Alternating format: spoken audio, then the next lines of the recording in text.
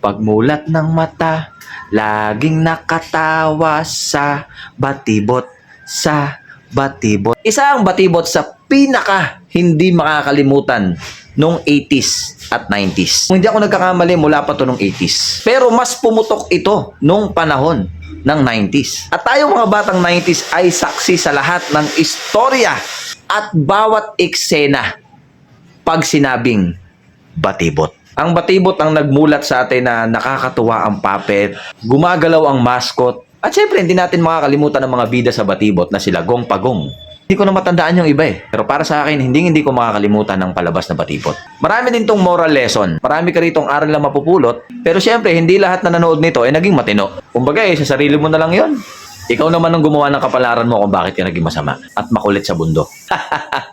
Pinalabas to sa Channel 9, naging Channel 13, naging Channel 7, at ngayon mapapanood na rin natin sa Jeepney TV. At ang isa nga sa mga naging bida rito ay pumanaw na. So rest in peace sa'yo kaibigan. Ang batibot din ang isa sa nagpapakumpleto ng umaga natin at ng buong araw natin. Dahil halos kasabay nito ang palabas na Hiraya, Manawari at Siniskwela. Minsan talaga masarap balik-balikan yung mga ganitong istorya. Mga ganitong alaala. Lalo na pag punong-puno ka na ng problema, maraming pagsubok sa buhay mo na minsan hindi mo na makayanan kasi nga tao ka lang. Kaya hindi rin masama minsan na balik-balikan yung mga ganitong palabas. Kasi nung bata tayo, wala naman tayong iniisip.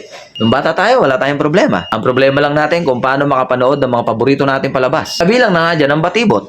Magkakaproblema lang tayo pag hindi natin napanood yan ngayong araw. Napakasimple lang ng buhay.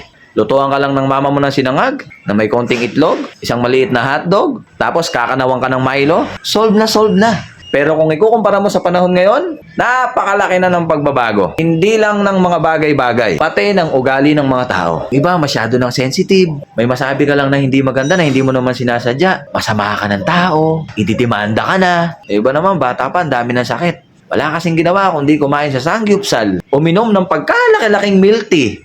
Ayaw kumain ng gulay, ayaw kumain ng isda. Gusto puro fast food. So, anong nangyayari? Yung mga magulang, butas ang bulsa. Isama mo pa yung mga pinapanood nila na pati sila naapektuhan. Yan ang isa sa pinakamalaking pagkakaiba ng kabataan noon at kabataan ngayon.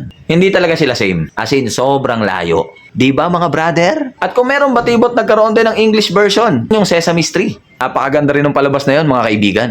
Kaya ikaw na nanonood ka, kung batang 90s ka or 80s ka, paminsan-minsan balikan mo yung mga ganong palabas. Baka makatulong kahit konti sa problema mo. Kasi lagi natin tatandaan mga brother, ang problema hindi naman nauubos.